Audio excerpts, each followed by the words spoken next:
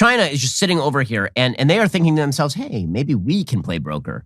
Maybe in the same way that Russia is attempting to use its leverage in order to create a deal with Iran and the United States that allows them to evade the sanctions and continue to put pressure on the Americans. China is now backing up Russia. So China is sitting over here and they are basically backing Russia's play and then proclaiming that they are in fact an honest broker. According to the Washington Post, Russia has turned to China for military equipment and aid in the weeks since it began its invasion of Ukraine, according to U.S. officials familiar with the matter. They told this to the Washington Post. The officials, who spoke on the condition of anonymity because of the sensitivity of the subject, did not describe what kind of weaponry had been requested or whether they know how China responded.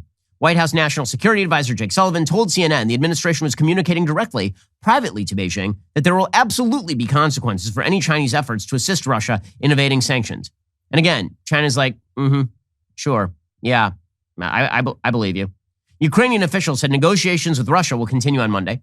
Presidential advisor Mikhailo Podolyak said Sunday Russia is starting to talk constructively and predicted some concrete results in a matter of days. Again, because the concrete results are likely to be Ukraine giving Russia most of what they want, because after all, this can't carry on forever if you are Ukraine. Russia brought the fighting closer to members of the NATO alliance, as we mentioned, by striking that military facility that is close to Poland. Okay, but meanwhile, you have the Chinese who are like, what if we broker a deal? What? Just trust us. They're now saying that the United States and the West should do with Putin in Ukraine what Putin did with Assad in Syria. What if you trust us to broker? Just hand it off to us. We'll take care of it. It'll all be fine, says the Chinese communist tyranny. So there's a piece in the New York Times by Wang Huoyou. And Wang Huoyou is the founder and president of the Center for China and Globalization, a non-governmental think tank based in Beijing. Okay, so let me just make something clear. There's no such thing as a non-governmental think tank based in Beijing. Okay, anything that is based in Beijing is run by the Chinese government or at least approved by the Chinese government.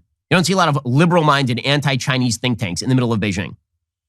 So he has an entire piece in the New York Times talking about how China should really broker something. He says, quote, China has a significant economic interest in a quick resolution to the Russian-Ukrainian war. China enjoys strong ties with Russia and Ukraine and is both countries' largest single trading partner, though each trades more with the EU bloc than with China. Russia and Ukraine are crucial components of the Belt and Road Infrastructure Program, as well as conduits for China's trade with Europe. China-Europe rail transports have experienced a 100-fold increase since the beginning of the 2010s. China is also uniquely positioned to act as a neutral mediator between a Western-supported Ukraine and Russia. Yes, Beijing and Moscow have a strong and growing relationship. China's demand for resources Russia has in abundance, food and energy, as well as a mutual dissatisfaction with the current state of the U.S.-led world order, have increasingly drawn the two countries together. This alliance was cemented when Putin and Xi met last month and issued a joint statement underscoring their deep ties and reaffirming a partnership with no forbidden zones, which, by the way, sounds like a bad pornography movie. It is not in Beijing's interest to rely solely on an anti-Western alliance with Moscow, says this think tanker from Beijing. Russia may possess a mighty military, but its economy is in long-term structural decline, with a GDP not much larger than that of Spain. For all the talk of ties with Moscow, it's worth remembering China's economic interests with Russia are dwarfed by those it shares with the West. Even if China isn't joining the sanctions, it's possible Chinese businesses and banks will decrease involvement with Russia to avoid a backlash in other more important markets. No, not really. But this guy is just maintaining, China wants this conflict, and just trust us. Just trust us.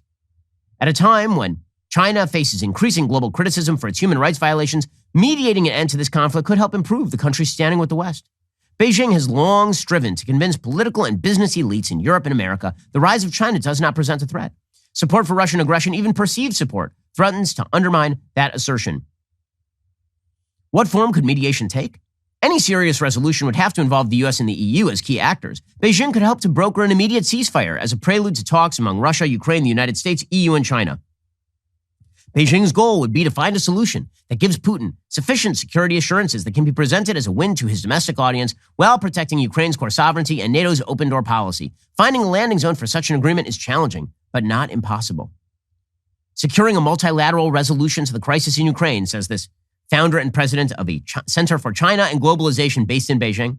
And it says, by the way, he advises the Chinese government in that capacity. So this is a government cutout. It says securing a multilateral resolution to the crisis in Ukraine will be a tough and risky challenge, but there is no country better placed to do so than China.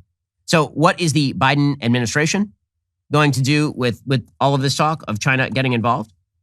Apparently, Jake Sullivan, the NSA, and officials from the National Security Council and State Department will be in Rome. where Jake Sullivan will meet with Chinese Communist Politburo member and director of the Office of Foreign Affairs Commission, Yang Jiechi, to discuss the impact of Russia's war against Ukraine on regional and global security. So it looks very much as though the Biden administration is open to the possibility that China should broker an end to this. So China is the big winner, is how this may come out. Meanwhile, the State Department is trying to whistle past the graveyard right here. So Wendy Sherman, again on national television, making a fool of herself. She says yesterday, people keep saying that Russia and China, that their relationship has strengthened, but we don't really know that their relationship has strengthened in all of this. Yeah, I mean, maybe not. Maybe they're good. Here she is. Quickly, has the Russia-China relationship suffered or strengthened as a result of this invasion? I think that's an open question yet, Brett, to be perfectly honest. We saw Russia and China come closer together, certainly before the Olympics, putting out a long manifesto about their partnership and how they were going to move forward together. And at the same time, we've seen China pretty uncomfortable with an invasion of a sovereign country. China uncomfortable with the invasion of a sovereign country. By the way, that's called buying Chinese propaganda. So what China is saying is, we're really on the west side on Ukraine because after all, we would hate it if a sovereign country were invaded. Because if you guys interfered with Taiwan, that's part of sovereign China. This is their actual case. Meanwhile, Wendy Sherman's like, yeah, China's very, very against invading sovereign country. Also, by the way, we don't think that they should take Taiwan. Good luck to Wendy Sherman on this one. We understand and support a one China policy, but we don't believe that China, PRC, ought to take Taiwan by force, and we will do everything we can to deter that effort by the PRC. Oh, really? Will you then? Or are you just going to have China try to broker an end to this Russian conflict? All the people who are in positions of power are untrustworthy when it comes to how this conflict ends, which is why it probably ends really, really badly. And the likelihood that this ends with Vladimir Putin going down in flames, that he's couped out, or that he ends up having to fight a guerrilla war for 10 to 20 years, that the West doesn't cave, the probability of that is very low, which is why, again, all of America's enemies are putting pressure on every leverage point they have, every single leverage point. It's a test of the West. At the beginning, the West was not failing. They failed in their deterrence. Then they didn't fail in their response. And now it's starting to look like that unified front that pushes back against Russian predation and pushes back against Iran and pushes back against China backing Russia. It seems like that unified front may have lasted for about 3 weeks or so.